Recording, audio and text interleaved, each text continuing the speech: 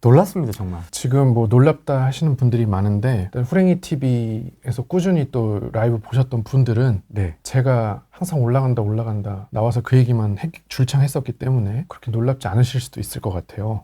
미리 그래도 이렇게 올라간다 이런 얘기를 많이 들어본 거하고 생전 아예 상상도 못했던 사람하고는 또 차이가 난다고 생각을 합니다. 그래서 네. 그 초반에 좀 나오셨을 때는 네네. 야 말이 되냐 코스피가 무슨 3천 저도 그랬고요. 저도 믿지 않았고요. 네. 3,500 하면 땡큐지. 뭐 네네. 무슨 4,000을 얘기하고 5,000을 얘기했냐 그랬는데 네. 지금 뭐 4,000 턱걸이도 아니고 4,100입니다. 4,100. 네네.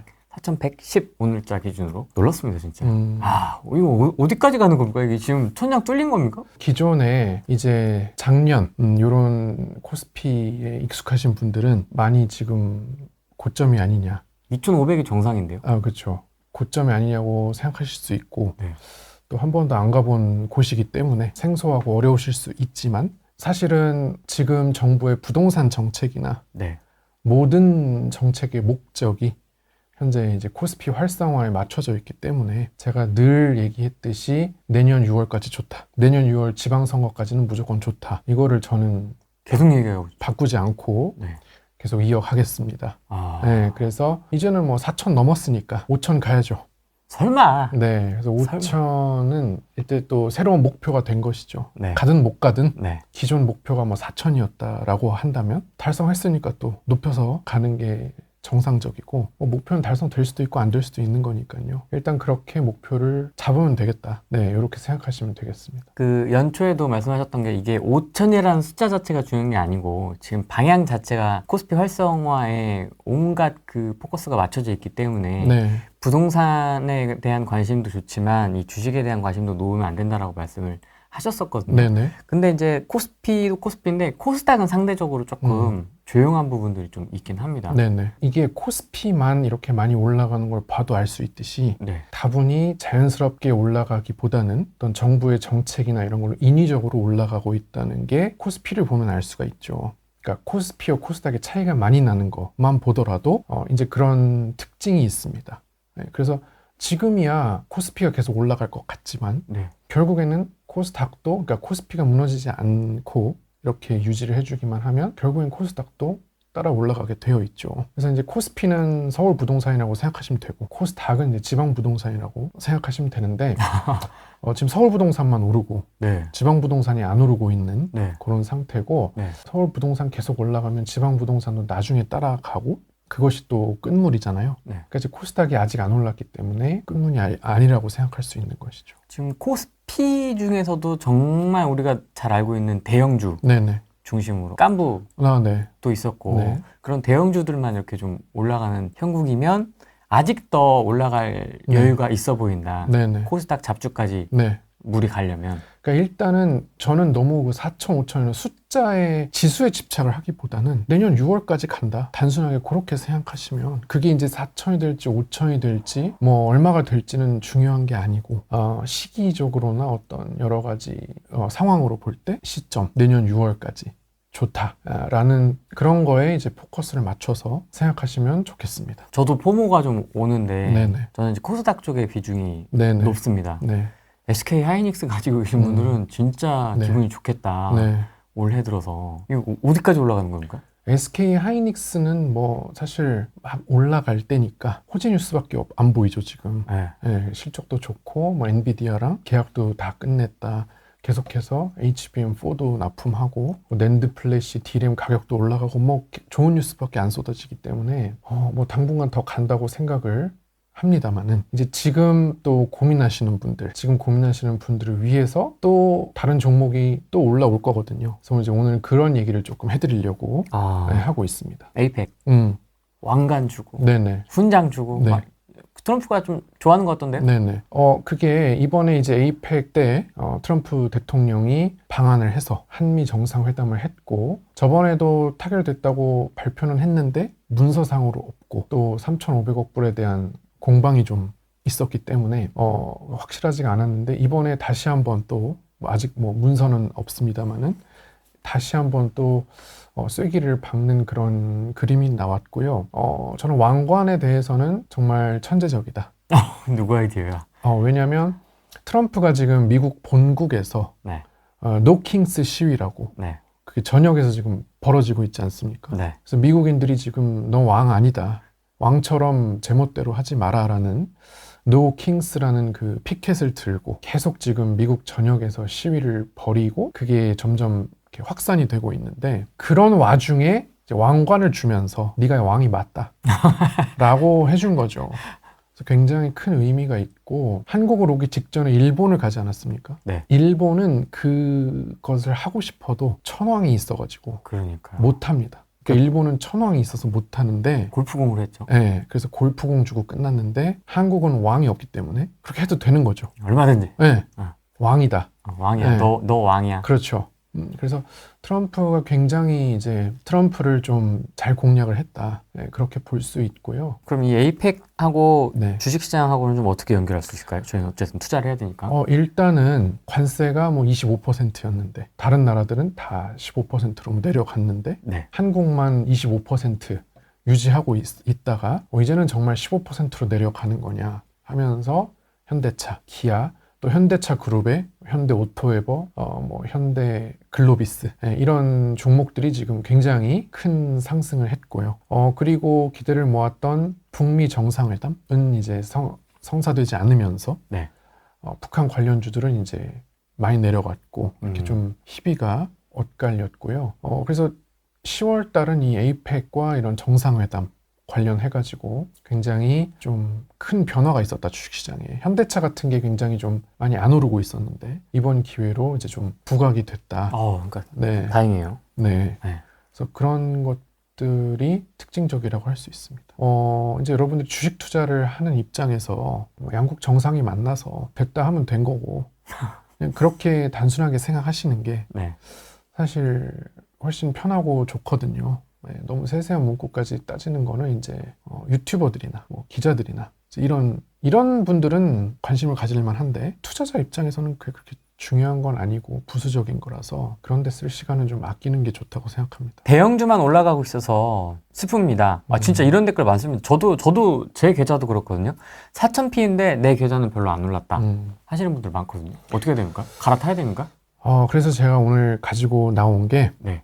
네이버입니다. 네이버요? 네, 네이버를 우리 SK 하이닉스가 50만 원 가는 동안 포모가 오셨다면 네이버가 또 50만 원 가는 걸 목표로 하고 사야 된다. 왜요? 네, 뜬금없이. 그렇게 생각하고 있습니다. 대형주만 가니까 네.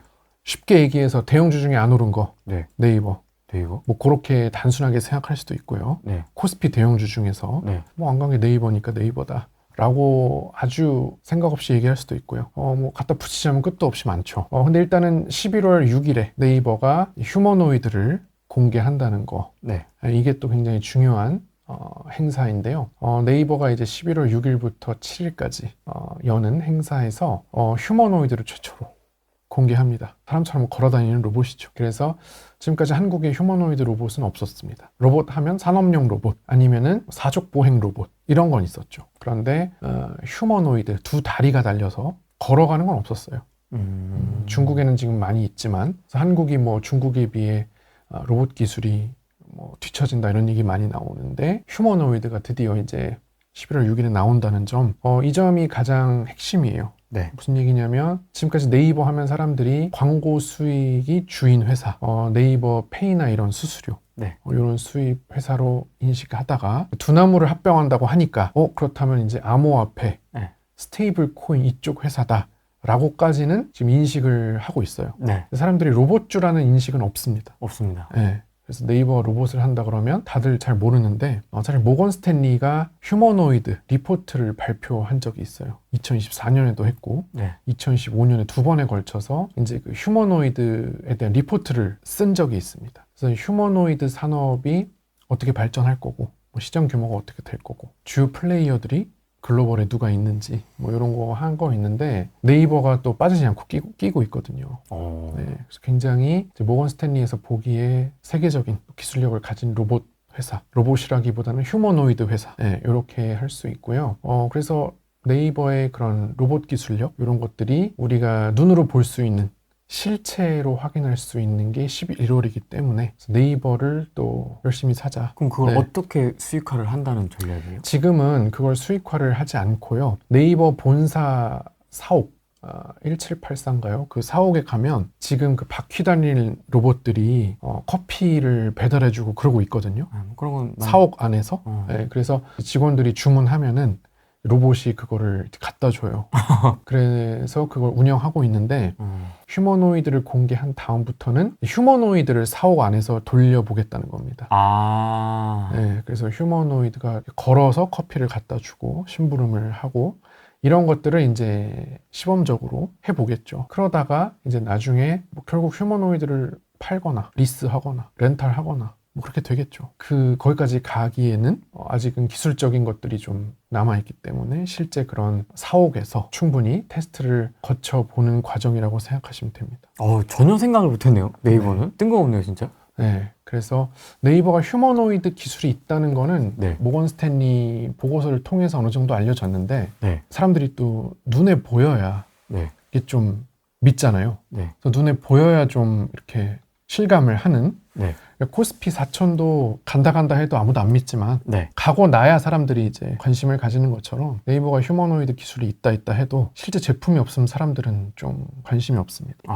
근데 이게 나오면 또 얘기는 달라지겠죠. 네. 그래서 지금 휴머노이드 테마주들이 많은데 실제 휴머노이드 만들고 이렇게 완제품을 또 낼 수 있는 회사가 아무도 없으니까 너도 나도 휴머노이드 이러고 있는데 딱 생기면 또 얘기는 달라질 수 있어서 일단 네이버를 오늘 대형주 중에서 가지고 나왔습니다. 근데 이제 질문이 바로 나옵니다. 네이버 추격 매수 해도 되나요? 오늘 많이 오르던데. 보면 지금 오늘 거의 4.8% 많이 올랐습니다. 대형주 중에 네이버만큼 안 오른 게 없어요. 그렇습니까? 네. 지금 전고점도 못 가고 있잖아요. 29만 5천 원. 당장 저 앞에 전고점 29만 5천 원인도 못 가고 있어요. 굉장히 이렇게 보시면 SK 하이닉스나 이런 거랑 비교를 해보시면 말도 안 되거든요. 지금 저 고점 대비해서 지금 반토막 나 있잖아요. 46만 원까지 갔었구나. 네네. 그래서 46만 원 갈 때랑 지금이랑 비교해보면 또 비교가 안 되게 네. 지금이 실적이 좋거든요. 이때는 왜 이렇게 올른 거예요? 이때 피크가 뭐였어요? 이때는 코로나여가지고 사람들이 집 밖에 안 나가고 네이버를 많이 쓴다. 네이버에 웹툰도 보고 네, 시리즈도 보고 웹소설도 보고 네이버 페이로 배달도 시키고 택배도 시키고 그리고 네이버 안에서 스마트 스토어. 그렇죠. 많이 경제 활동을 인터넷상으로만 한다. 오프라인을 하지 않고 해서 트렌드가 있었죠. 그래서 갔던 건데 근데 다시 쭉 빠졌네요. 그렇죠. 와, 진짜 무섭다. 국장.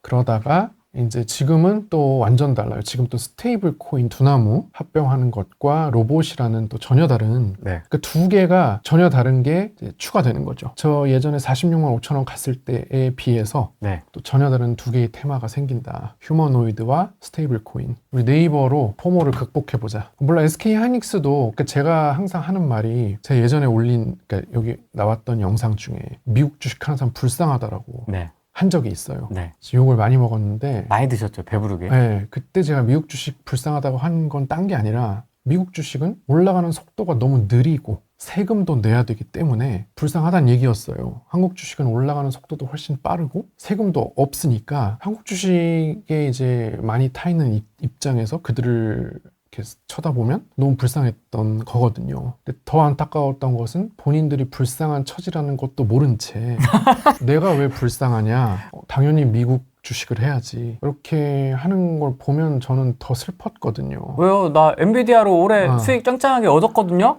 그렇죠. 근데 작년에 엔비디아를 샀으면 괜찮은데 네. 문제는 제가 이제 말했던 올해 초 시점에서 보자면 그건 이제 속도가 느려진다는 얘기죠. 네, 한국 주식은 속도가 빠르고 속도의 문제였는데 속도로 보자면 역시 네이버가 훨씬 빠를 거다라는 거죠. 그러니까 SK 하이닉스도 가겠죠. 네. 다 올라가겠죠. 근데 저는 그러니까 머릿속에 속도 개념이 항상 있다 보니까 조금 그 점에서 오해가 생기는 것 같아요. 무슨 얘기냐면 제가 부동산 뭐하러 하냐, 한국 주식을 해야지 이렇게 얘기를 할 때 제 마음속에는 부동산이 안 오르고 한국 주식만 오른다는 게 아니라 부동산은 천천히 오르고 한국 주식은 빨리 오른다는 인식이 기본으로 저는 항상 머릿속에 있어서 그렇게 얘기하는 거거든요. 그러니까 이제 다른 사람들이 오해를 하는데 저는 항상 이 속도, 가장 빨리 올라갈 거 이제 그거를 주로 좋다고 얘기를 많이 하기 때문에 네. 네이버를 속도가 가장 제가 보기에는 제 생각에는 빠를 것이다 라고 생각합니다. 그러면 이제 네이버 하면 자연스럽게 따라오는 종목이 카카오거든요. 네네. 왜냐면 양대 네. 산맥이니까. 카카오는 좀 어떻게 보십니까? 이게 한국에서나 네이버, 카카오를 양대 산맥으로 치지. 네. 이제 외국인, 제가 항상 이제 외국인 입장에 생각해라라고 하는데 외국인 시각에선 네이버와 카카오는 질적으로 달라요. 아, 그래요? 네, 일단 네이버는 휴머노이드 세계적인 기술이 있고 카카오는 그런 게 아예 없죠. 그리고 네이버는 이제 두나무를 합병화하려고 하니까요.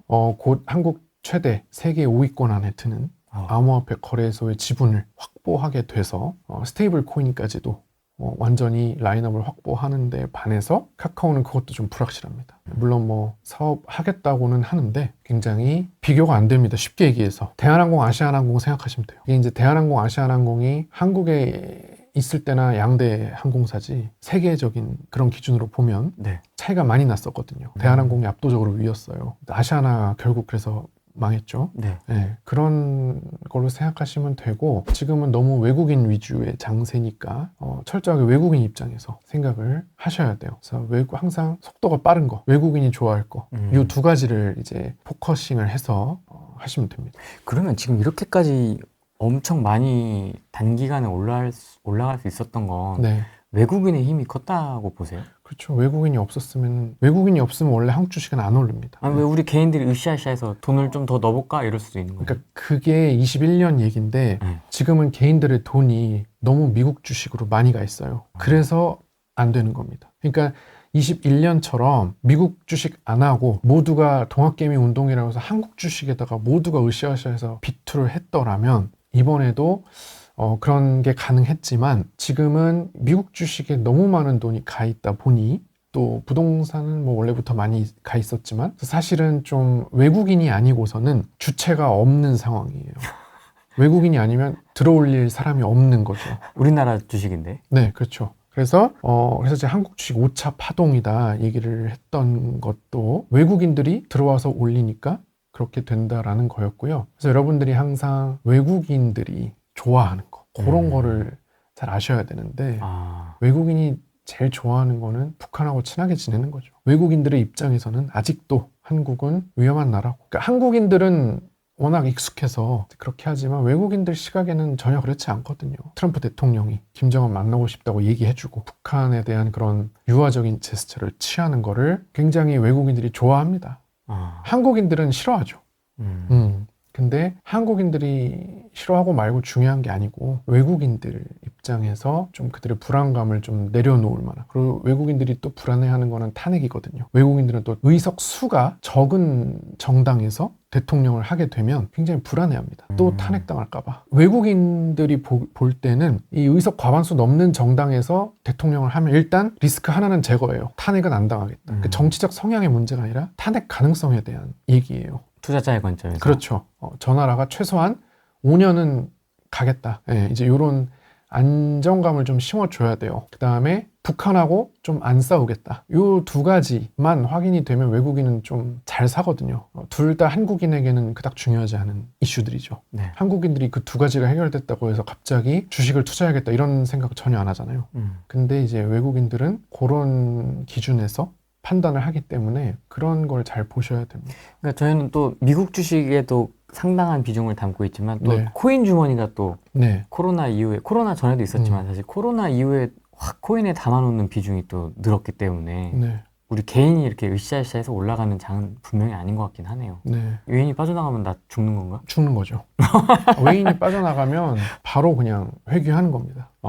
전적으로 외국인이 달렸어요. 그래서 그렇게 외국인들 입장에서 좀 생각하는 게 필요합니다. 그래서 6월 전까지는 어쨌든 네. 뭐 빠져나갈 일은 없을 것 같다. 네. 특별히 뭐 큰 이벤트가 있지는 않는 이상. 네네. 네이버뿐만이 아니라 또 있어요? 이제는 이제 스테이블 코인 쪽, 네. 이쪽이 이제 연말 가서 부각이 될 것 같아요. 스테이블 코인 쪽이 네이버도 물론 해당이 되고요. 또 많은 스테이블 코인 관련해서 또 한번 얘기가 많이 나오지 않을까. 예를 들어 뭐 어떤 관련 테마 종목이 있는 거예요? 종목으로는 이제 네이버를 비롯해서 NHN KCP라고 있습니다. NHN 그룹에 있는 한국 사이버 결제. 네, 종목 이름이 좀 외우기 어려운데 NHN KCP 뭐 이런 것들, 다날 알아요. 뭐 이런 것들이 또 이제 스테이블 코인 테마주긴 해요. 뭐니 해도 스테이블 코인은 역시 두나무다. 역시. 왜냐면 뭐 어디서 스테이블 코인을 발행하든 결국 업비트에서 거래가 될 거기 때문에 네. 결국은 두 나무가 거래 수수료를 먹기 때문에 좋겠죠. 그래서 스테이블 코인 관련 얘기가 또 나올 때가 됐거든요. 에이펙도 지나가고. 네. 그래서 이제 그쪽을 좀 전반적으로 봐야 된다고 생각합니다. 그리고 이제 연말이니까 또 네. 내년에 스타가 될 종목이 있겠죠. 네, 벌써 나와요, 그게? 근데 일단은 네이버가 가장 유력하긴 하고요.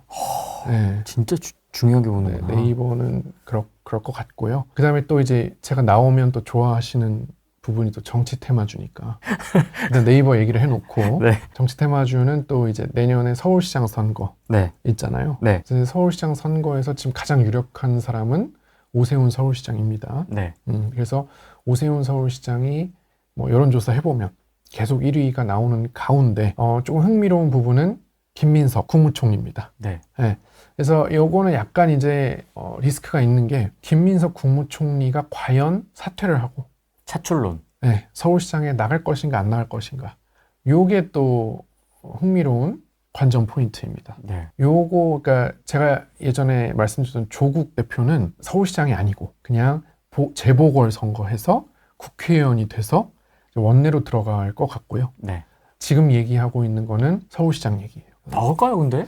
그래서 이게 조금 애매합니다. 그러니까요. 나올 수도 있고 안 나올 수도 있어 보이는데 왜냐면 이제 박주민 의원 카드가 너무 약하기 때문에 민주당이 서울시장에 대한 탈환 의지가 강하다면 국무총리를 사퇴시켜서라도 내보낼 가능성이 있어요. 물론 그냥 안 내보내고 네. 국무총리를 계속 하게 할 수도 있겠죠. 그래서 그건 이제 본인의 의지와 또 그런 정부의 의지, 대통령실의 의지 뭐 이런 것들이 다 이제 합쳐져야 되는데 뭐 아직은 별다른 분위기가 감지되지 않습니다만 뭐 목소리를 들어본 것도 없는 것 네. 같아요. 왜냐하면 민주당 쪽에 이제 오세훈 시장을 이길 만한 카드가 없기 때문에 네. 지금 이게 변수가 되는 겁니다. 확실한 카드가 있으면 이런 고민을 할 필요가 없는데 아무래도 현재 분위기로는 서울시장을 오세훈 시장에게서 가져오기가 쉽지 않거든요. 네. 강력한 카드를 과연 꺼낼지 말지 네. 이게 또 하나의 관전 포인트가 되겠습니다. 그러면 네. 오세훈 관련주도 있습니까?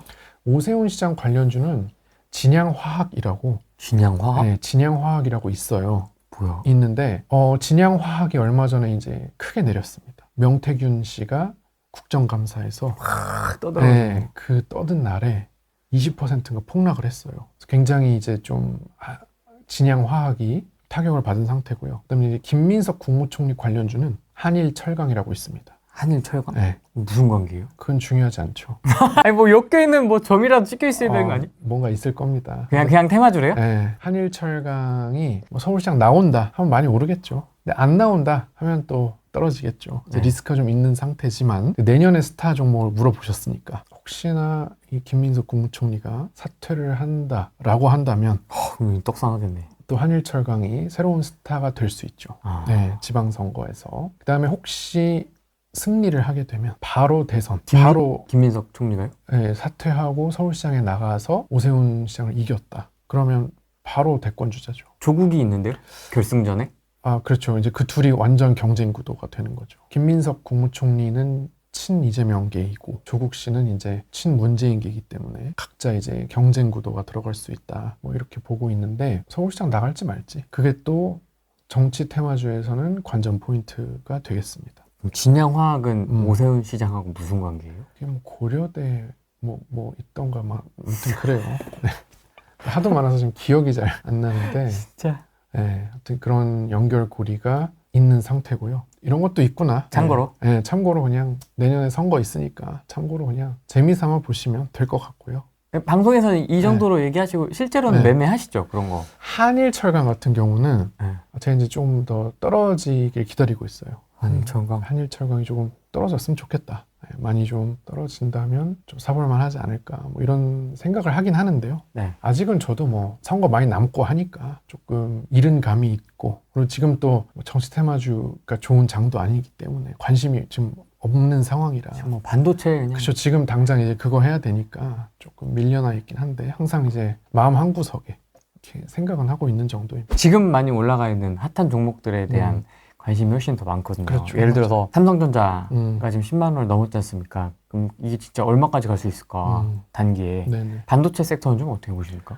반도체는 지금 반도체 종류, 그러니까 특히 우리 한국이 좀 강점 갖고 있는 게 메모리 반도체. 네. 인데 메모리 반도체 이제 종류가 여러 개 있습니다. D램도 있고요, 낸드 플래시도 있고, SSD, HDD 뭐 이런 식으로 종류가 여러 개 있는데 원래는 이 메모리들이 다 이제 주기가 있었어요. 각자의 주기. 네. 제품군별로 3, 4년의 어떤 사이클이 있었는데 지금은 그 모든 사이클이 무시되고 전 제품이 지금 다 품귀 상황이 빚어지고 있는 초호황기입니다. 코로나 때는 그런 것들이 왜 올랐냐면 PC 수요가 많아지면서 맞습니다. 재택근무해야 되니까 노트북, 그렇죠. 컴퓨터, 웹캠, 마이크 뭐 네. 온갖 거 막 다. 그런 걸 다 이제 일하는 용도로 그렇게 사가지고 했기 때문에 일시적으로 전 세계 D램 가격 이런 게 많이 올랐다가 이제 팬데믹 끝나니까 가격이 쭉 내려갔어요. 그래서 이제 굉장히 오랫동안 호황기가 오지 않았는데 AI 학습 때문에 지금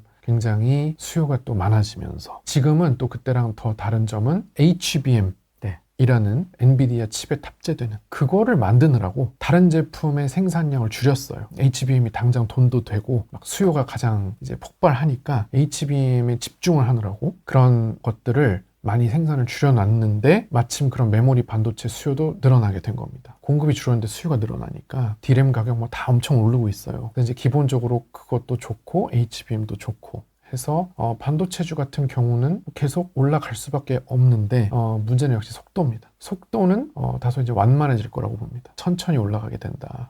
왜냐하면 지금 굉장히 빠르게 올라가기 때문에 이렇게 보면 그 지금 가격대 적응하는 구간, 이 구간 삼성전자 10만 원, SK하이닉스 50만 원 이 구간을 좀 이제 적응 기간이 어느 정도 필요하기 때문에 약간 평탄한 구간을 지나게 되거든요. 네, 그래서 그런 평탄한 구간을 지나다가 또 어떤 계기에 의해서 튀어오르는 날이 오겠죠. 옛날에는 반도체가 시클리컬한 네. 산업이라서 사실 네. 뭐 2, 3년 가고 또 좀 쉬었다 가고 가격이 폭락했다가 또 품귀 때문에 수요가 가격이 올라가고 뭐 이런 사이클이 좀 있었지 않습니까? 네, 그래서 지금은 그런 사이클이 그냥 싹 다 무시되고 아니 있어요. 그냥 뭐 이게 AI 나오면서 그냥 네, 사이클이 존재하질 않아요. 그냥 반도체는 늘 시장에 잘 없는 거, 구하기 힘든 것 그렇게 됐어요. 완전히 바뀌었구나 이게 네. 또 투자가. 네, 그래서 이제 반도체주들이 갔는데 이제 재료가 좀 식상할 때가 됐어요. 이게 다 아는 사실이고 AI는 네. 그래서 올랐잖아요. 반영해서 다 올랐잖아요. 네. 그것도 빠르게 올랐잖아요. 네. 이미 다 알려진 거라서 속도는 느려질 수밖에 없어요. 미국 빅테크들도 보시면 막 급하게 올라가는 구간 다음에는 평평한 구간이 나오거든요. 그러다가 이제 다시 또 올라가는데 속도는 느려질 거라고 봅니다. 왜냐하면 이 공개되어 있는 재료들이 다 알고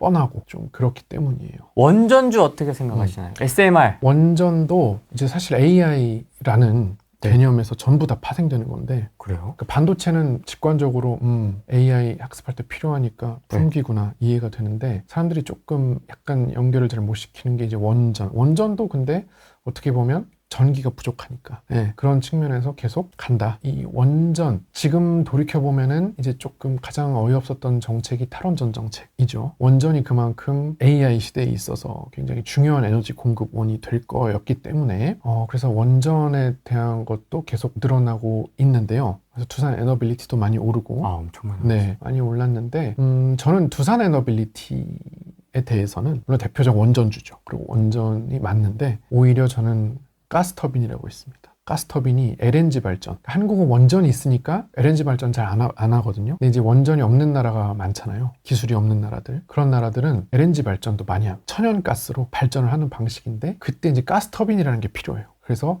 가스터빈이 이제 돌아가면서 전기를 생산하는 이제 그런 구조의 발전소인데 굉장히 설치나 이런 게 간편합니다.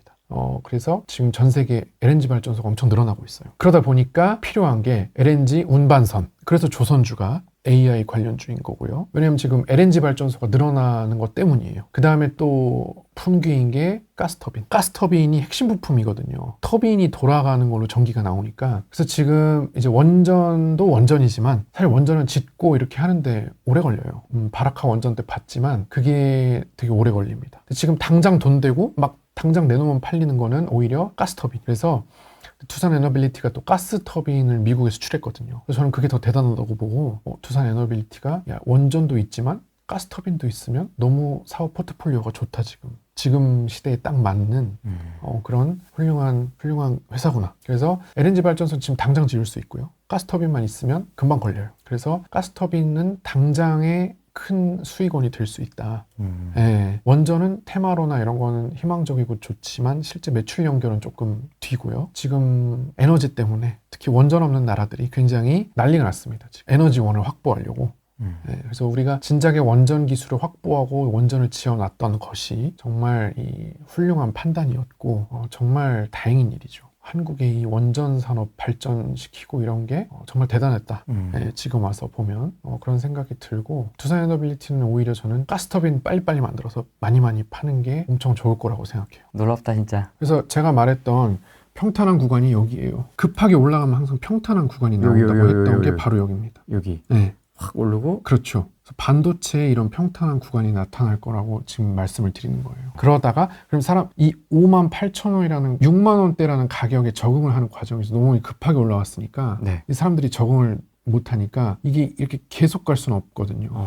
이 각도로 계속 못 가요. 그쵸. 반드시 이 구간을 이제 지나줘야 더 한 번의 상승이 나오기 때문에 지금의 반도체주가 이 평탄한 구간에 접어들려고 하고 있다. 질문 많습니다 오늘. 아 그래요? 2차 전지도 얘기 좀 해주십시오. 2차 전지도 네. 원래 전기차 수요로 늘 움직였는데 네. 아무리 기다려도 전기차가 안 팔리고 수요가 늘어날 기미가 안 보이니까 네. 이제 어떤 걸 하기 시작했냐면은 ESS라고 네. 전기댐 같은 거예요. 남는 전기를 2차 전지를 충전하는 데 쓰고 전기가 필요할 때 배터리에서 그 전기를 빼서 쓴다. 전기를 가둬두는 댐인 거죠. 저장소 같은 그렇죠. 저수지 같은. 거기에도 2차 전지가 핵심이죠. 다시 충전을 해서 전기를 많이 저장해 놓고 빼서 쓰면은 수위가 낮아지고. 그래서 그런 ESS 시장이 이제 전기가 부족하니 AI 시대에 또 엄청 뜰 거다 해가지고 그 논리를 붙여가지고 지금 올리고 있거든요. 그러니까 사실은 아직 전체 매출 중에 ESS가 차지하는 비중은 굉장히 적습니다만은 일단 스토리텔링이 그렇게 된 거예요. 갑자기 전기차는 어디 갔는지 모르겠어. 갑자기 무슨 그 ESS만 하는 회사인 것처럼 2차 전지주들이 그런 것처럼 갑자기 막 포장이 돼가지고 포장하기 나름이에요. 그래서 그렇게 지금 포장에 성공을 했기 때문에 뭐 그 논리로 가면 계속 갈 수 있죠. 다만 2차 전지는 실제로 그렇게 기대하는 것만큼 많이 매출이 갈 수는 없는 게 ESS 비중이 작기 때문이죠. 하도 지금 전기차용으로만 포커싱이 돼 있는데 뭐 이제 와서 ESS 늘릴 수는 있죠. 늘릴 수는 있는데 약간 반도체와는 차이점이 있어요. 반도체는 그냥 통으로 진짜 지금 수요가 터지고 난리가 난 거고 2차 전지는 전기차용은 많이 남아돌고 있고 ESS는 이제 막 확산되려고 하고 있고 꿈틀꿈틀하고 있는 거고. 그렇죠. 네, 그래서 어떻게 논리를 갖다 붙이냐인데 역시 AI가 붙으면 돼요. ESS 전체 한 15%밖에 안 되는데 하지만 AI 수혜잖아. 그러면 가는 겁니다. 15%가 20% 되고 25% 되고 50% 되는 거지 뭐 이러면서 얼마인지 갖다 붙일 수 있어요. 2차 전지도 그런 맥락에서 그쵸, 실제 ESS 늘어나서 나쁜 건 없으니까요. 네. 전기차는 계속 안 나가지만 ESS라도 막 확장이 되면 좋은 거니까요. 그래서 올랐구나. 네, 그래서 모든 게 조선도 AI 하는데 LNG 발전 늘어나니까 LNG 운반선이 많이 필요하다. 전선주, 대한전선 이런 거, 네. 전기, 전선 많이 필요해. LS 일렉트릭 이런 거, 변압기, 효성중공업 이런 거, 변압기 많이 필요해. 그럼 AI잖아. 지금 모든 키워드가 지금 다 A하고 연결돼 있는. 그렇죠.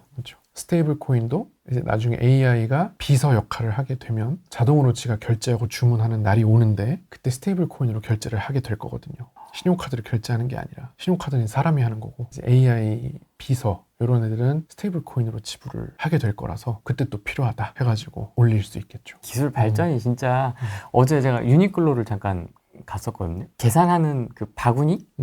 통 같은 데다가 옷을 그냥 던져 넣으면 알아서 계산이 돼요. 알아서 이 카운팅을 딱 해주더라고요. 바코드를 찍지 않고. 전 그것도 되게 신기했거든요.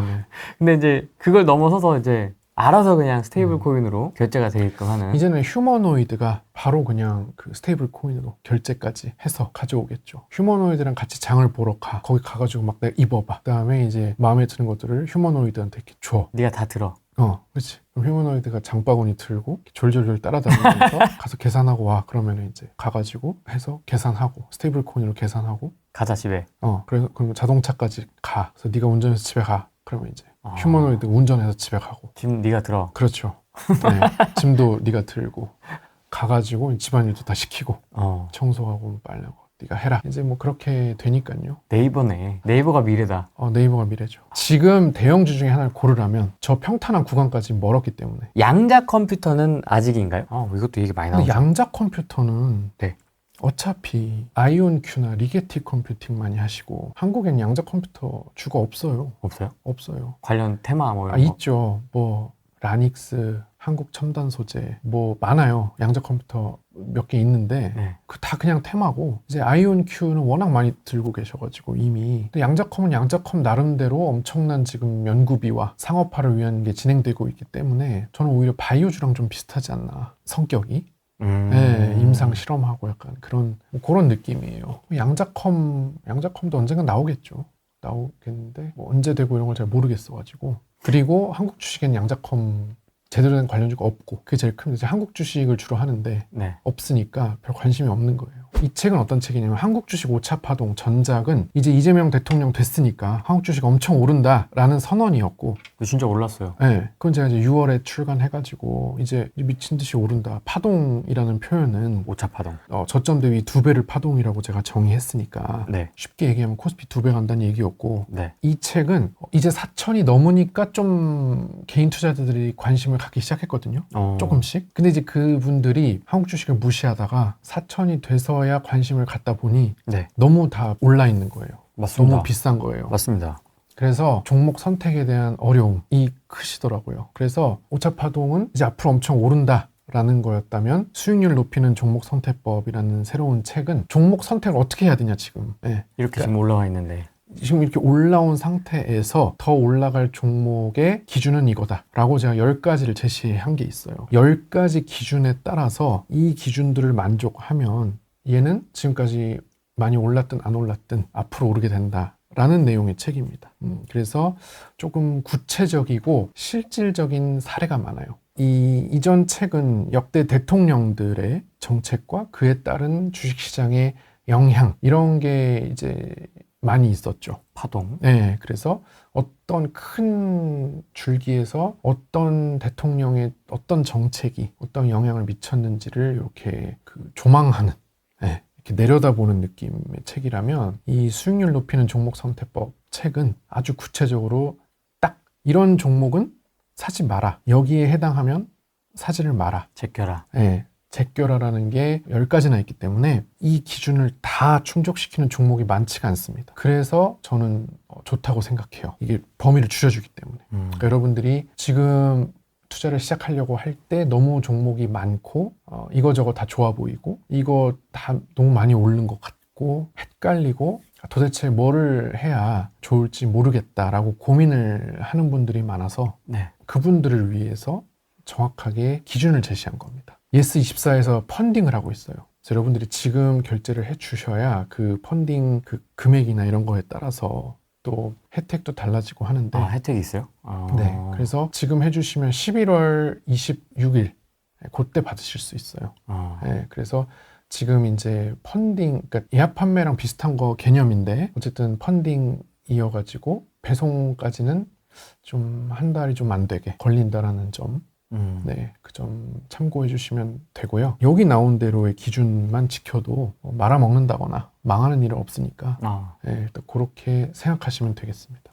좋습니다. 네. 관심 있으신 분들은 고정 채팅에 네네. 링크 있으니까 한번 들어가서 살펴보시고 구매하시고 네이버 사놓고 책 올 때까지 기다리는 거죠 뭐. 맞아요. 배송될 때쯤 또 이제 네이버가 3자를 볼지 네, 또 지켜봐야 되겠죠. 집 빨리 사는 방법, 요거는 제가 11호 대책이 나오고 나서 네. 이제 많이 좀 하고 다니는 얘기인데 네. 집을 빨리 사려면 이 주택시장 바깥에서 돈을 모아야 된다. 이게 저의 원래 지론인데 그러니까 저는 항상 돈이 별로 없는데 부동산을 사고 싶어요 이러면서 뭐 갭 투자도 많이 하시고 뭐 그렇게 하시는데 제 생각은 부동산을 하시는 분들의 얘기를 들어보면 일단 너의 소득은 딱 요 정도야 이렇게 보통 고정을 많이 시키시더라고요. 그러니까는 네가 현재 월급이 얼마고 가진 자산이 얼마라는 걸 딱 고정값으로 해놓고 네. 그러면 나머지 돈을 뭐 갭 투자로 할지 대출로 할지 어떻게 채우냐 나머지를 이거를 주로 이제 전략적으로 하시거든요. 그러니까는 그렇게 되면은 나의 소득이나 이거는 늘릴 수 없는 상수인 거예요. 그리고 나머지를 이제 어떻게 뭐 대출이나 이런 걸 통해서 어떻게 해볼까를 막 고민하는데 시간을 쓰게 되죠. 근데 이제 주식 쪽이나 코인 쪽으로 넘어오게 되면 모든 신경이 너의 소득은 앞으로 이만큼 늘어날 수 있다. 이런 식으로 사고 구조가 그렇게 돼 있거든요. 부동산은 딱 너는 월급 500만 원에 가진 자산은 2억 원이야. 이걸 딱 고정시켜 놓고 500을 어떻게 늘릴지 2억을 어떻게 늘릴지는 잘 고민하지 않아요. 나머지 돈을 어떻게 다른 데에서 조달해 올지를 이제 고민을 하죠. 근데 주식은 너의 소득이 지금 월 500만 원이야? 그러면 700만 원이든 800만 원이든 올려보자. 네 월급이 500이면 700, 800으로 한번 늘려보자. 주식 투자 수익을 통해서 네가 2억이 있으면 그걸 3억, 4억으로 한번 불려보자 라는 식으로 이제 항상 생각한다는 거죠. 나의 소득 자체를 어떻게 하면 늘릴까 쪽으로 가요. 그러니까 상수가 아니라 변수로 보는 그렇죠, 거죠. 그렇죠. 그래서 이건 굉장히 큰 차이가 있거든요. 근데 저는 어떤 부동산 강의하거나 이런 사람들도 네가 지금 500을 버는데 800, 900으로 올릴 방법에 대해서 우리 논의해보자는 사람은 한 명도 못 봤어요. 주식 코인은 그 기본값인 거예요. 또 자산 얼마 있으면, 시드 얼마 있으면 이만큼으로 늘리자. 목표가 그렇게 되고 그 자체를 늘리는 걸 굉장히 고민하는데 시간을 많이 씁니다. 뭐 그것도 실패할 수 있지만 내 하루의 시간 중에 대부분의 시간을 나의 자산을 늘리는 데에다 쓰는 게 주식 코인이고 내 소득은 가만 냅둔 채로 나머지 돈을 어떻게 구할까를 궁리하는 게 이제 부동산 쪽인 것 같아요. 당연히 내 자산을 늘리는 쪽에 하루에 많은 시간을 쓰는 사람이 자산이 빨리 늘겠죠. 너무 명백한 거고 또 이제 제가 항상 한국 주식과 코인은 세금이 없다 이러는데 네. 세금이 없는 것도 굉장히 큽니다. 사실 세금이 없다는 게 핵심인데 부동산은 갈아타기하고 막 이러면서 굉장히 많은 세금이 발생하잖아요. 양도 차익에 대해서. 한국 주식은 그게 0이니까 굉장히 좀 빠른 속도로 그냥 부동산이 안 오른다는 얘기가 아니라 빠른 속도로 자산을 늘릴 수 있다는 거죠. 그래서 이렇게 자산을 빠른 속도로 늘리는 쪽에 가 있다가 나중에 돈이 많아지면 부동산을 마음에 드는 거 사면 되거든요. 그 전까지는 월세로 살면 되고 그 전까지 네 마음에 드는데 좋은 데 가서 월세로 살면 되고요. 돈이 많이 늘어났다 하면 집을 사면 돼서 그러니까 부동산 시장 안에서 이렇게 집을 늘려가는 거 속도랑 주식으로 해가지고 하는 속도를 비교해 보면은 당연히 주식이 빠르기 때문에 저는 집을 빨리 살 거면 주택시장 바깥에서 거기서 이제 늘리는 게 제일 빠르다. 올해 뭐 부동산 많이 올랐지만 코스피 레버리지나 뭐 이런 게 훨씬 많이 올랐거든요. 주식은 대출도 잘 나와요. 굉장히 잘 나옵니다. 지금 저한테도 증권사분들이 연락 많이 하세요. 왜요? 장애 증권사에서 이번에 요 신용대출 우대금리가 나왔는데 홍보 좀 해달라고. 네. 아니, 증권사는 지금 대출을 못 해줘가지고 안달이에요. 제발 한 푼이라도 더 대출을 좀 해줬으면 좋겠다. 하면서 야 우리 증권사가 0. 몇 프로 더 낮습니다. 이거 좀 홍보 좀 해주세요. 메일이 계속 와요. 그 정도로 증권사는 지금 대출을 못 해줘서 안달이고 그러니까 대출도 훨씬 쉽고요. 이자율도 높지 않아요. 하도 경쟁이 지금 치열해가지고 금리도 높지 않고 그래서 굉장히 사실 빠르게 늘릴 수 있습니다만 자 아무리 이렇게 얘기를 해도 근데 저는 이제 아직도 이해를 못하는 건 주택을 사기 위해서 네. 주택 시장에 계속 있는 사람은 잘 이해가 안 됩니다. 왜요? 아니 주택에 무관심한 채로 주식시장 한번 갔다 오면 돈이 빨리 벌리는데 왜 저렇게 주택시장에 목매어 있을까? 나중에 주식 이런 데에서 양도차익 세금 없이 현금 많이 벌어서 오면 되잖아요. 쫄리잖아요. 그러니까 이제 투심자의 입장에서는. 그러니까 저는 좀 그게 사실 이해는 잘 안 가긴 하는데 개미도 심약 개미가 있고 강성 개미가 있고 근데 저는 이유는 좀 알 것 같은 게 부동산 강사나 유튜버들이 돈은 주식에서 벌고 현금 많이 거기서 벌어서 주택을 사라, 아파트를 사라 하면 자기 강의 팔고 이렇게 없어지니까 그렇게 하는 것 같긴 해요. 못나 딱 주택 시장 안에 관심을 지속 갖고 있어야 될 것처럼 필요한 건 주택 시장에 대한 지식과 관심보다는 돈인데 제가 볼 때는 돈 많이 버는 방법을 알려주는 게 급선무인 것 같은데 네. 뭔가 주택 시장 왜냐면 주택 시장에 그 사람의 관심이 이제 쏠리게 되면 주식이나 코인에 대한 관심은 줄어들 수밖에 없죠. 그러면 아무래도 속도가 좀 느려지지 않을까 라는 그런 생각이 있습니다. 저도 돈이 부족한데 뭐 이런 고민 상담 같은 거 가끔 콘텐츠 할 때 웃으면서 얘기를 하거든요. 그 돈을 모조리 다 코인에 넣으십시오. 근데 뭐 이제 다들 뭐 진심으로 알아듣진 않지만 맞아요. 저는 진심으로 얘기한 거거든요. 하셔야 된다고. 네. 애매할 때는. 맞아요. 근데 이제 뭐 그걸 듣진 않으시겠지만은 그만큼 이제 비과세나 이런 혜택들이 되게 중요하고 파워풀하죠. 그 사람들이 뭐 연금 이런 거 관심 갖는 것도 세제 혜택이나 뭐 이런 것들에 굉장히 민감하잖아요. 그렇게 민감하시면 한국 주식 양도차익에 대한 세금 0. 이게 파격적인 건데. 비과세. 네. 네. 물론 뭐 대주주 기준 충족만 안 하면 종목당 10억만 안 넘으면 네. 네, 그 혜택을 다 받을 수 있기 때문에 굉장히 파격적인 건데 잘 이제 안 하니까. 그래서 저는 뭔가 그렇게 사람들의 관심을 주택시장으로 막 집 없으면 큰일 난다. 지금 집 안 사면 나중에 올라서 못 산다. 이렇게 막 공포를 조장하면서 그 말은 맞아요. 주택 가격이 올라간다는 건 맞아요. 제가 그게 틀렸다는 게 아니라 그걸 사기 위해서 제일 빠른 방법이 뭐냐? 주식 코인으로 가서 빠르게 돈을 벌고 우회하는 거죠. 그렇죠. 그 돈으로 오는 게 빠른데 이제 주택시장에 자꾸 이렇게 좀 매몰되게 하는 그것도 사람들이 또 막 거기서 강의 듣고 막 그러고 있어요. 네. 네, 그럼 강의 들으면 돈이 생기나? 그걸 들으면 결국 필요한 건 돈인데 돈을 어떻게 많이 벌지를 네. 하는 쪽으로 좀 가야 집을 빨리 살 수 있다고 생각합니다. 마포를 살 준비가 되신 분들은 사면 됩니다. 돈 많으면 사면 네, 돼요. 사면 되는데 마포 갈 돈이 없어. 근데 강의를 듣는다고 마포를 살 수 있는 건 아니거든요. 이제 마포를 갈 수 있는 돈을 빨리 벌게 해주는 그런 쪽으로 가야 맞다고 생각해요. 그렇죠. 네. 돈 없다 하면서 그럼 올라가는 것만 쳐다보고 있는 게 제일 무의미한 것 같은데. 근데 제가 비트코인 옛날에 3천만 원 할 때 더 간다 할 때도 네. 미친 소리 하지 말라 그랬고 가장 최근에 얘가 코스피 이재명 대통령 됐으니까 엄청 간다 할 때도 제가 언론 인터뷰도 했는데 거기 또 악플이 장난 아니거든요. 댓글이. 네. 그때가 이제 6월 말 인터뷰인데 책 나오고. 네, 전 책의 내용대로 얘기를 했지. 네. 4천 간다고 그랬더니 기업이 망해가는데 무슨 소리냐. 이제 여기는 중국인들이 다 차지했다.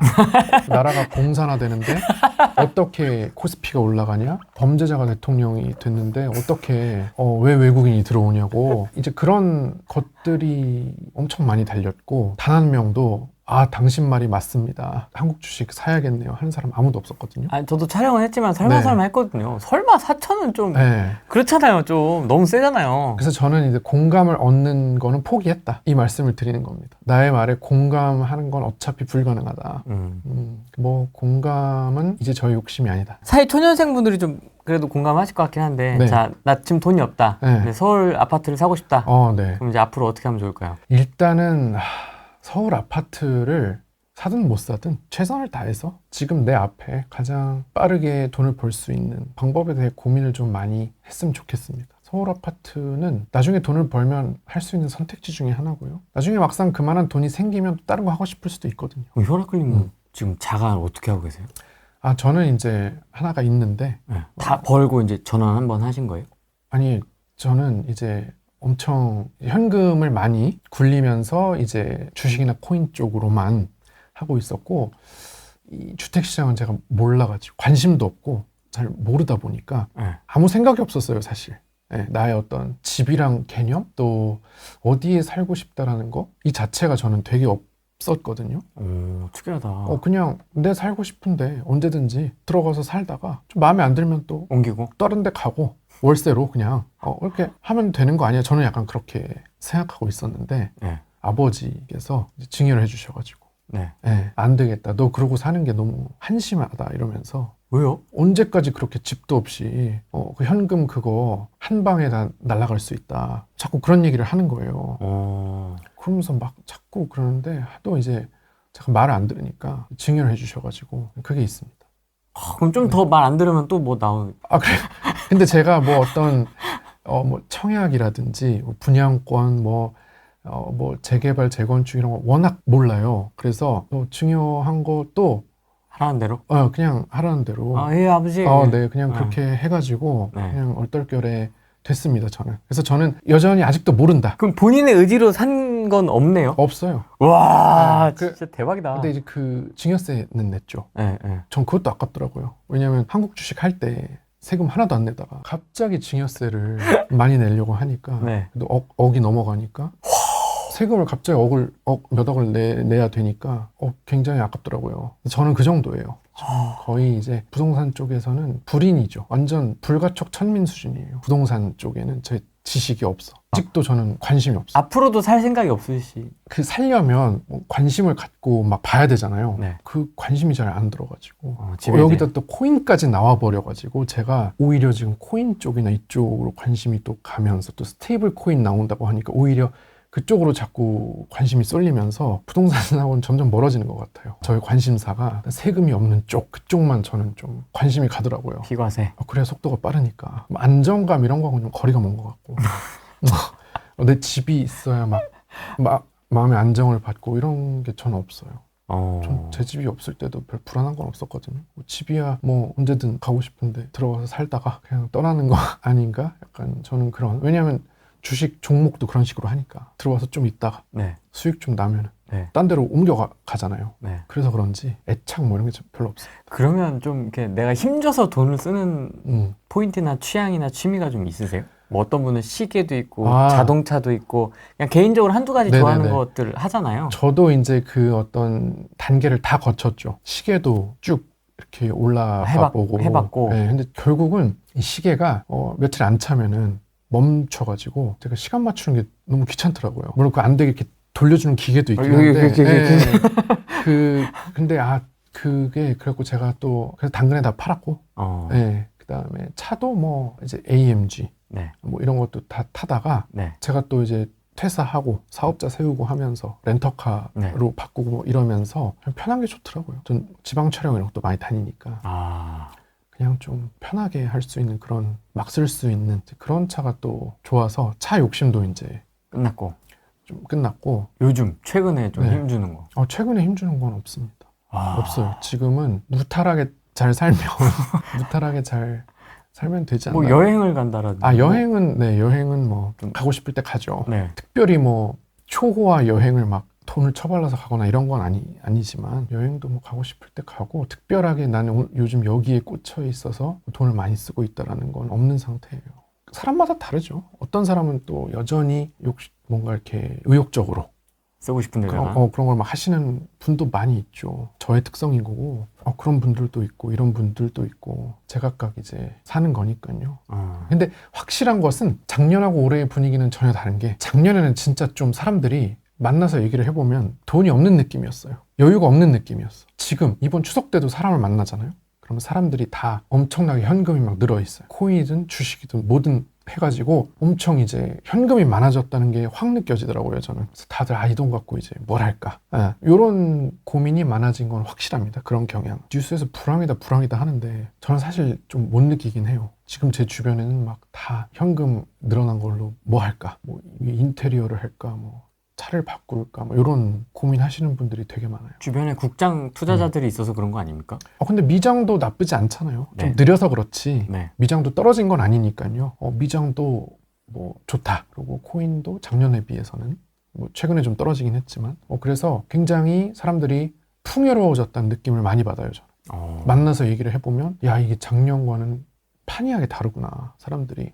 풍족해졌구나. 확실히 그런 게 많이 느껴집니다. 지금은 이제 이렇게 말씀드리고 싶어요. 뭐냐면은 지금 다 같이 무시하던 한국 주식이 올랐잖아요. 네. 자, 그렇다면은 이제 옥석 가리기를 할 때가 왔다. 무슨 얘기냐면 여러분들 주변에 봄 3월, 4월부터 한국 주식 오른다. 엄청 오른다. 네. 라고 했던 사람이 있을 수도 있고 없을 수도 있는데 그런 사람이 있는지. 한 명이었습니다. 그 다음에 3월, 4월 시점에 야, 한국 주식 누가 하냐? 한국 주식 하면 바보다. 국장 탈출은 지능순이다. 이렇게 3월, 4월 시점에 이런 주장을 했던 사람들 99%입니다. 그런 사람들은 걸르면 됩니다. 인연을 끊으세요. 그런 사람들하고 상종을 하지 마세요.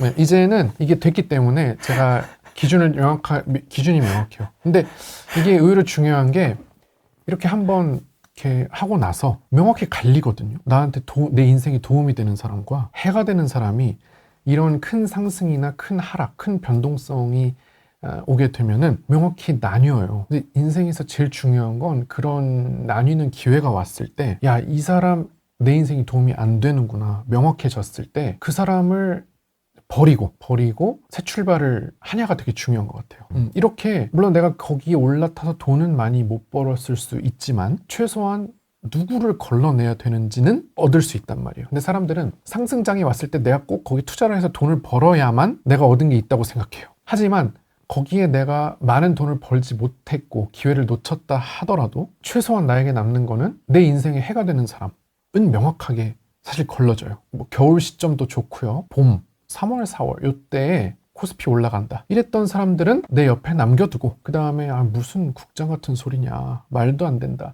그 정도의 이제 지능과 상식이 있는 사람은 내 인생에 도움이 안 됩니다. 내 인생에 크게 도움을 줄 확률이 없어요. 그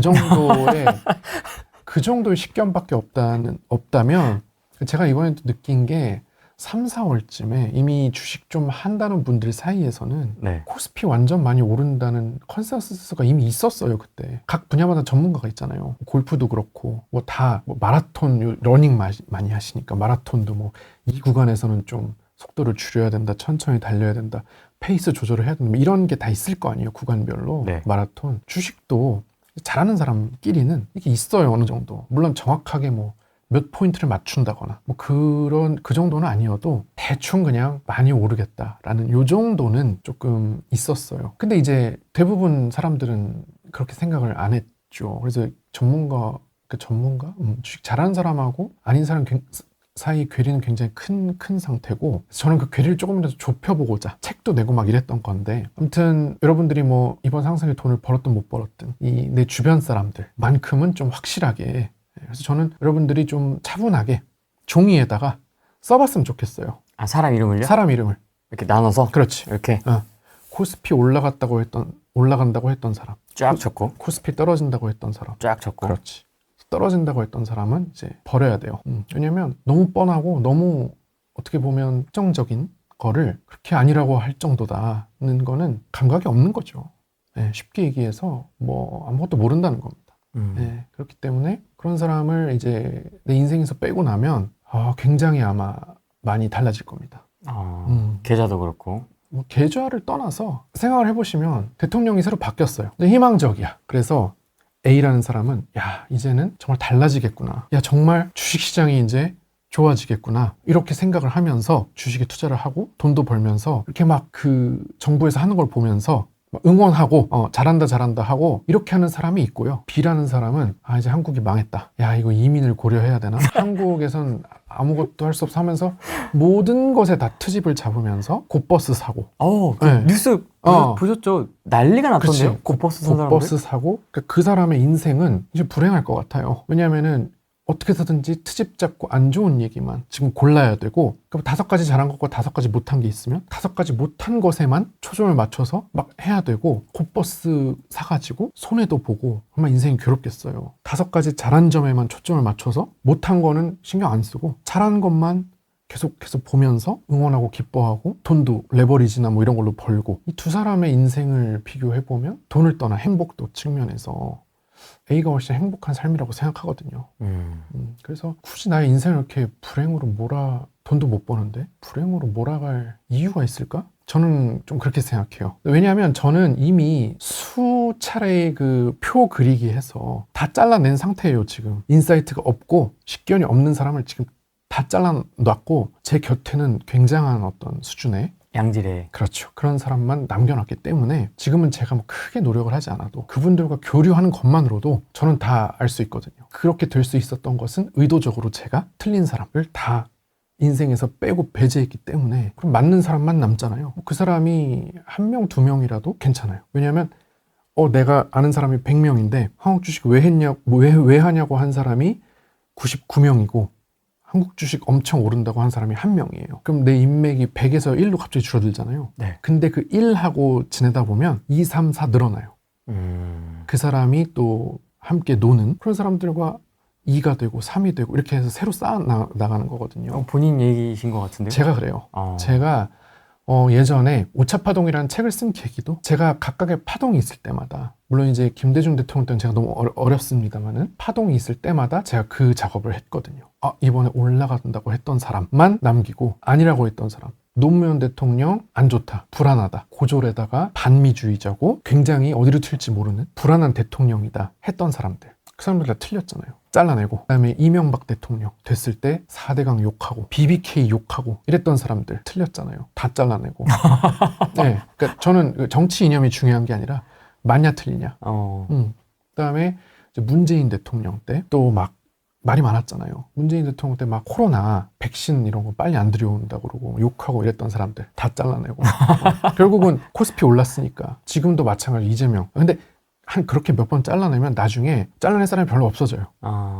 왜냐면 다 비슷하게 생각하거든요. 오로지 이 수익률, 돈 버는 거에만 초점을 맞춰가지고 맞냐 틀리냐. 네. 그렇게 하면은 굉장히 도움이 많이 될 겁니다.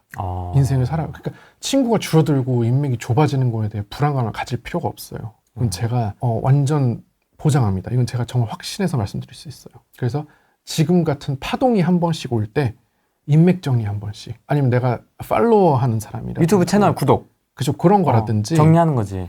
그런 거 한번 싹 해주는 게 큰 도움 될 겁니다. 그렇죠. 뭐 이렇게 딱 적는 거 이렇게 딱 종이 접어가지고 이광수 어디다 적을 거니 딱 이제 고민해야지. 네네. 표영호, 라이트하우스 네네. 어디다 적을지 이제 네. 고민하시라는 거지. 부동산을 치면 그쵸. 그런 사람들이고 네. 주식도 이제 있잖아요. 네. 그러면 그 종이에 쓰는 게 전 좋더라고요. 머리로만 생각해서는 잘 안 되고 카톡 친구 목록을 내려가면서 쓰는 거예요.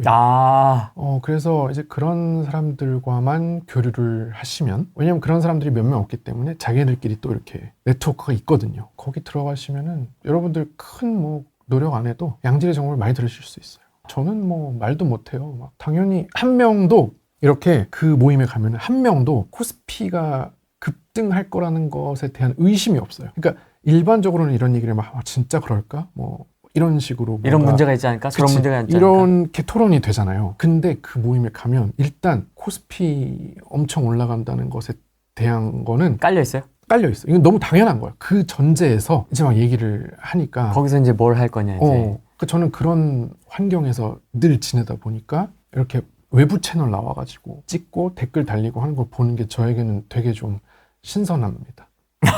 왜냐면 저는 그런 사람을 어디 가서도 이제 못 만나요. 하도 그 자르는 작업을 해놨더니 그 사람들하고 안 노니까 그런 사람들을 저는 이제 만날 수가 없어. 진짜로. 근데 이렇게 후랭이 TV 같은 데 나와서 댓글을 보면 재밌어요?